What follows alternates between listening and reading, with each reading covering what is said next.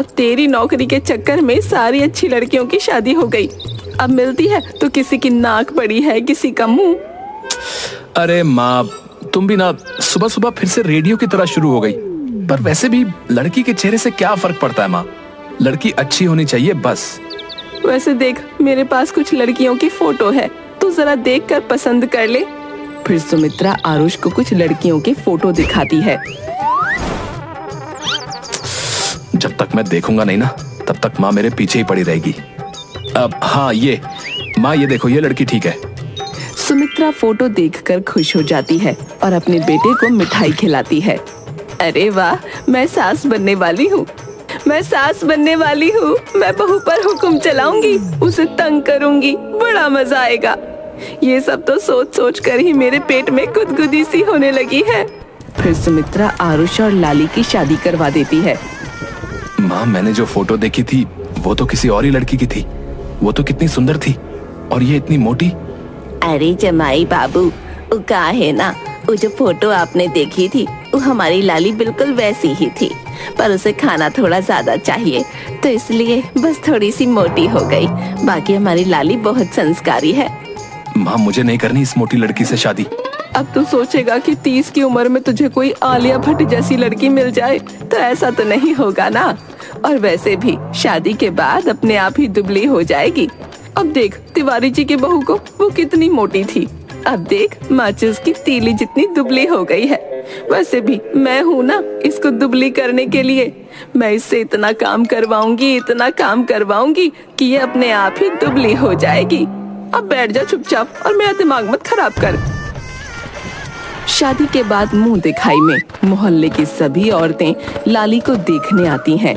सभी औरतें लाली को देखकर फुस-फुस करके बातें करती हैं। देख तो सुमित्रा कितनी बड़ी बड़ी बातें किया करती थी, ऐसी बहू लाऊंगी, वैसी बहू लाऊंगी, और देख कैसी बहू लेकर आई है। अरे भैया सुमित्रा, ये गेहूं की बोरी को लाकर बीच में क्यों बिठा दिया? मीना कुमारी, पहले खुद की बहू को देख के आ, उसके बाद मेरी बहू के बारे में कुछ बोलना, समझी? अब चल मुंह दिखाई की रस्म पूरी कर। वैसे क्या लेकर आई है मेरी बहू के लिए? कोई पुराना किचन सेट ही उठाकर लाई होगी। हाँ। फिर मोहल्ले की एक औरत लाली का मुंह देखने के लिए जाती है। औरत पल्लू उठाती है तो देखती है कि लाली आराम से बैठकर रस्म के लिए रखे हुए फल खा रही थी। उसे देखकर सभी औरतें हंसने लगती हैं। वो क्या है ना आंटी जी, मैं ज्यादा देर तक भूखी नहीं रह सकती, आप खाओगी? नहीं नहीं, बस तू ही खा ले। ये सब आरुष भी देख रहा था। हे भगवान, ये लड़की तो मेरे गले की हड्डी बन जाएगी। मुझे इसे दुबला पतला करने के लिए कुछ तो करना पड़ेगा। सोच आरुष, सोच। अरे बेटा आरुष, अपनी बीवी का ध्यान रखना, कहीं गिर विर गई तो घर की फर्श ना तोड़ दे, खामखा खर्चा बढ़ जाएगा। आरुष और उसकी माँ डाइनिंग टेबल पर खाना खाते हुए। इस लड़की की वजह से मेरी पूरी जिंदगी बर्बाद हो जाएगी माँ। आपने देखा ना सुबह क्या हुआ? अरे तू ज्यादा मत सोच और खाना खा ले, वैसे भी समय के साथ दुबली हो जाएगी। अरे बहू जरा रोटियां तो ला। मम्मी जी, क्या है ना, रोटियां तो बस इतनी ही बची थी। क्या इतनी ही बची थी? मैंने सुबह इतनी रोटियां बनाई थी, वो कहाँ गई? वो क्या है ना, आपको तो पता ही है मैं भूखी नहीं रह सकती, तो मैंने रोटियां खा ली। क्या तूने सारी रोटियां चट कर दी? हे भगवान, तुम्हारी वजह से आज बिना कुछ खाए ही सोना पड़ेगा। अरे रुक जा, घर में मैगी पड़ी है, मैं बस तेरे लिए 2 मिनट में बना कर लाती हूँ। लाली हंसने लगती है। अब क्या हुआ, क्यों हंस रही है? मम्मी जी, दोपहर में मुझे बहुत जोर की भूख लग रही थी, मुझे कुछ मिला नहीं तो मैंने मैगी बना ली, वो भी नहीं है। आरुष गुस्से में उठकर अपने कमरे में चला जाता है।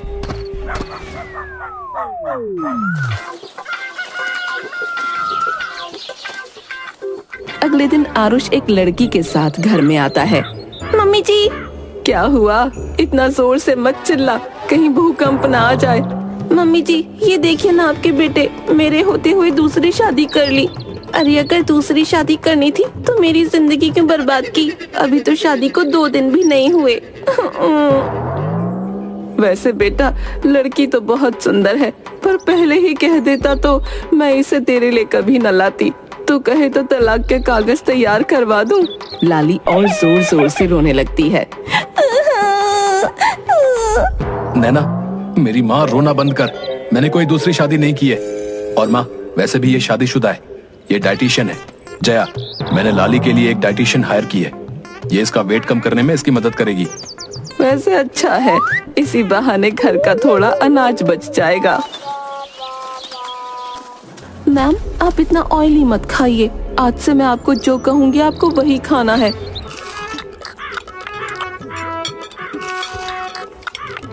ठीक है ठीक है।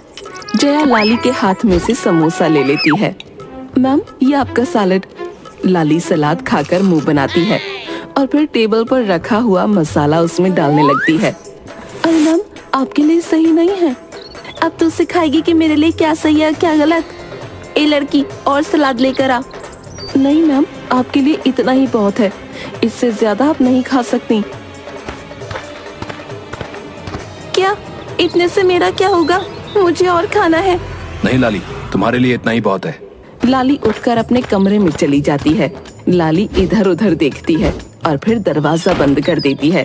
फिर अपने छुपाए हुए चिप्स के पैकेट निकालकर खाने लगती है।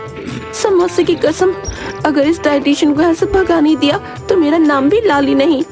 कुछ दिन बाद, मम्मी जी, आपको नहीं लगता है जो डाइटिशियन है ये आरुष जी पर डोरी डाल रही है? क्या सच में? वैसे मेरा बेटा है ही इतना हैंडसम, उसे देखे बिना कोई लड़की रह नहीं सकती। मम्मी जी। इधर डाइटिशियन और आरुष आते हुए एक दूसरे से टकरा जाते हैं। उन्हें देखकर सुमित्रा खुश हो जाती है और लाली आग बबूला हो जाती है। मैम, आपका खाना। नहीं, मैं नहीं खाऊंगी ये।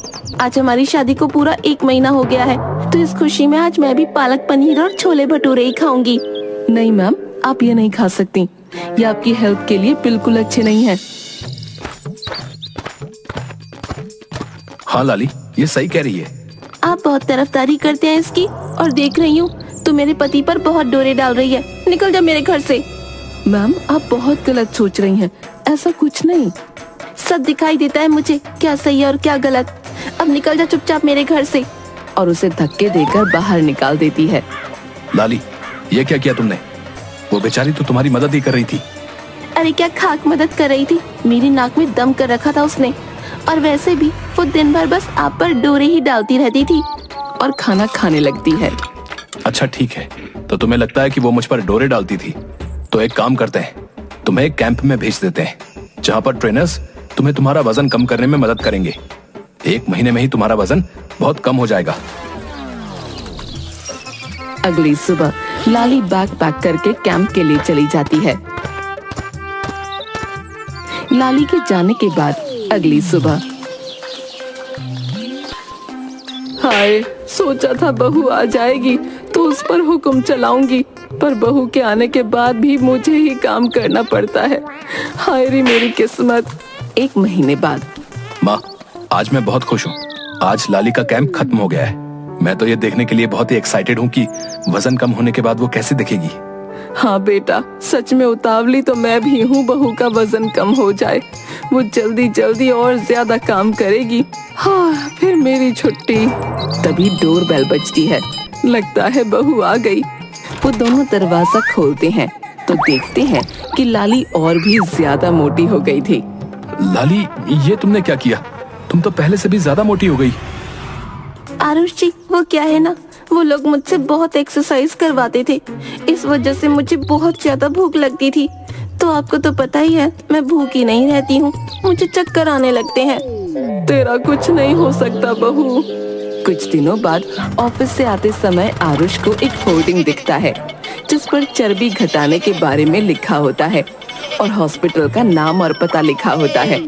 माँ, नैना, जल्दी आओ, मुझे तुम दोनों को कुछ बात बतानी है। क्या हुआ बेटे, क्या बात करनी है? माँ, आज ना मैं क्लिनिक से आ रहा था, तब मैंने एक होल्डिंग देखी जिस पर एक हॉस्पिटल का पता लिखा था जहाँ पर पेट की चर्बी कम की जाती है। हम लाली को वहाँ पर लेकर जाएंगे और फिर वो भी पतली हो जाएगी। अरे वाह, ये तो बहुत अच्छा सोचा है तूने। लाली, तुम्हारा क्या कहना है? ठीक है, आप दोनों को जो ठीक लगे। अगले दिन सुबह आरुष तैयार होकर स्कूटर घर के बाहर निकालता है। अरे कहाँ रह गई, जल्दी करो, टाइम हो गया है। लाली घर के बाहर आती है। अरे मैं कैसे जाऊंगी? आंखें भी काम नहीं कर रही हैं क्या? सामने खड़ा चेतक नहीं दिख रहा?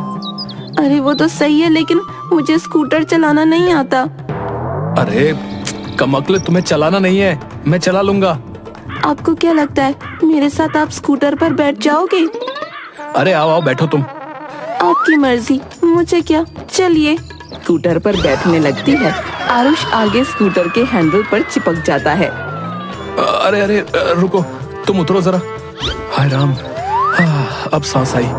अरे पहले तुम बैठो, मैं बाद में बैठता हूँ। और लाली स्कूटर पर बैठ जाती है। आगे आरुष की सीट भी लाली ने ही कवर कर ली थी। अरे अब मैं कहाँ बैठूं? मेरी प्यारी डार्लिंग, थोड़ा सांस अंदर लो, मैं झट से एडजस्ट हो जाऊंगा। अजी आप भी ना, चलिए मेरे 3 तक गिनने पर बैठ जाइएगा। 1 2 3। उसके बाद दोनों हॉस्पिटल की तरफ निकल जाते हैं। बीच बीच में सांस अंदर खींचते रहना, नहीं तो हॉस्पिटल में मुझे भी भर्ती करवाना होगा। फिर आरुष और लाली अस्पताल पहुंच जाते हैं, जहां पर बिफोर और आफ्टर की बहुत सारी तस्वीरें लगी हुई थीं। लाली देखो, ऑपरेशन के बाद तुम भी इस औरत की तरह पतली हो जाओगी। लाली शर्मा। लाली तुम चलो, मैं फॉर्मेलिटी पूरी करके आता हूँ। लाली बेड पर लेटी होती है। फिक्र नहीं करना, तुम्हें इतना सा भी दर्द नहीं होगा। बस मैं ये एक इंजेक्शन लगाऊंगा और जब तुम आंखें खोलोगी तो खुद को बिल्कुल फिट और स्लिम पाओगी। क्या डॉक्टर, इंजेक्शन? नहीं नहीं डॉक्टर साहब, मैं इंजेक्शन नहीं लगवाऊंगी। आप चाहो तो मेरा ऑपरेशन ऐसे ही बिना इंजेक्शन लगाए कर दो। ऐसा कभी होता है भला कि बिना इंजेक्शन लगाए ऑपरेशन हो जाए? इंजेक्शन तो लगाना ही पड़ेगा। डॉक्टर इंजेक्शन लगाने के लिए आगे बढ़ता है। फिर लाली इधर उधर भागने लगती है और डॉक्टर और नर्स दोनों उसे पकड़ने के लिए उसके आगे पीछे दौड़ते हैं। 2 नर्स लाली के दोनों हाथ पकड़ लेती हैं। ये इंजेक्शन तुझे लगाना पड़ेगा ठाकुर। नहीं। डॉक्टर इंजेक्शन लेकर लाली के पास जाता है। तब लाली अपने दोनों हाथ छुड़ाकर इंजेक्शन पकड़कर डॉक्टर के पीछे लगा देती है और वहाँ से भाग जाती है। लाली को ऐसे भागते हुए कमरे से बाहर आता देख। अरे लाली क्या हुआ? तुम ऐसे क्यों भाग रही हो? सब कुछ ठीक है ना? अरे भाई, हैं? इस बला को ले जाओ अपने साथ। हैं? क्यों, क्या हुआ डॉक्टर साहब? फिर डॉक्टर और दोनों नर्स आयुष को सारी बातें बताते हैं।